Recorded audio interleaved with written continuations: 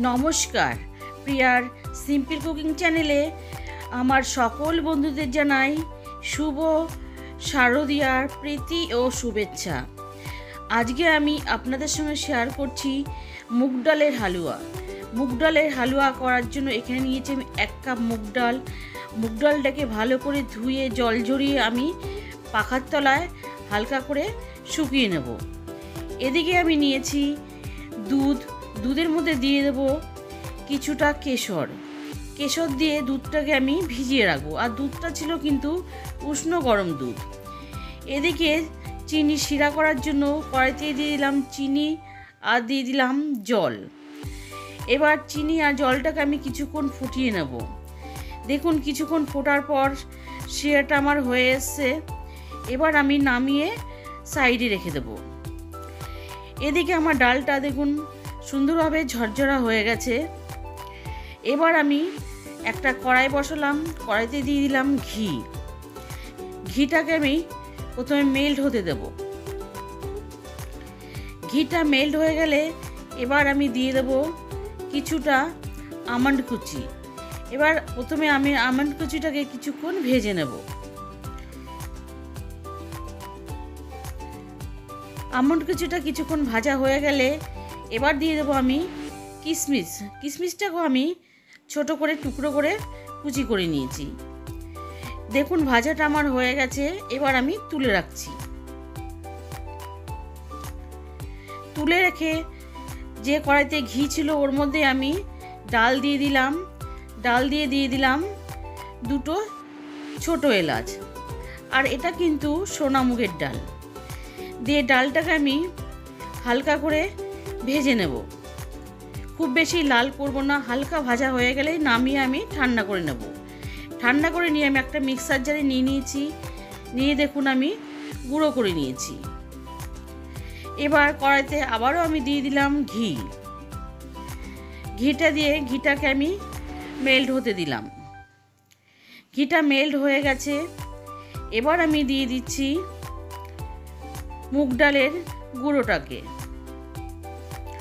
দিয়ে ঘিয়ের মধ্যে কিছুক্ষণ আমি ভেজে নেব। আর গ্যাসটা কিন্তু মিডিয়াম করে আমি ভেজে নেব। কিছুক্ষণ ভাজা হয়ে গেলে আমি একটু সাইড করে দিয়ে দিলাম 2 চামচ মতন সুজিটাকেও আমি হালকা করে ভেজে নেব। এখানে সুজিটা প্রথমেই ভেজে নিলে ভালো হয়, আমি দিতে ভুলে গেছিলাম তাই পরে দিলাম। দিয়ে ভালোভাবে ডালের সাথে সুন্দরভাবে মিশিয়ে নেব। দেখুন সুন্দরভাবে মেশানো হয়ে গেছে। ডালটা ভাজা হয়েছে অথচ কিন্তু কালারটা হলুদি আছে। এর মধ্যে দিয়ে দিলাম আমি আবারও একটু ঘি দিয়ে আবারও কিছুক্ষণ আমি ভেজে নিলাম। কিছুক্ষণ ভাজা হয়ে গেলে আমি যে কেশর মেশানো দুধটা রেখেছিলাম সেই দুধটাকে আমি অল্প অল্প করে দিয়ে দেব আর মিশিয়ে নেব। একবারে আমি পুরো দুধটাকে দেব না। সম্পূর্ণ দুধটা দিয়ে ভালো করে দেখুন আমি মিশিয়ে নিলাম। মিশিয়ে নিয়ে 2 মিনিট মতন আমি নাড়াচাড়া করে নিলাম। এবার এর মধ্যে দিয়ে দিচ্ছি আমি কিশমিশ আর আমন্ড কুচি।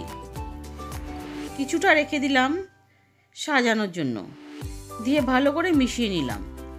মিশিয়ে নিয়ে দিয়ে দিলাম আগে যে চিনির শিরাটা করেছিলাম সেই চিনির শিরাটা দিয়ে ভালো করে ডালের সাথে মিশিয়ে নেব। আর গ্যাসটাকে কিন্তু লোতে রাখবো। দেখুন সুন্দরভাবে মেশানো হয়ে গেছে।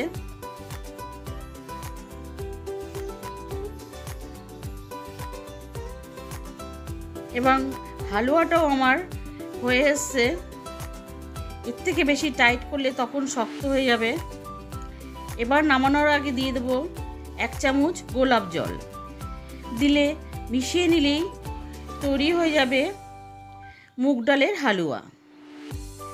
কেমন লাগলো আমার আজকের মুগ ডালের হালুয়া অবশ্যই জানাবেন। ভালো লাগলে লাইক করবেন আর আমার চ্যানেলটিকে সাবস্ক্রাইব করে আমার পাশে থাকবেন। দেখুন আমি কেটে দেখাচ্ছি কতটা সুন্দর হয়েছে হালুয়াটা। সুস্থ থাকবেন, ভালো থাকবেন। ধন্যবাদ।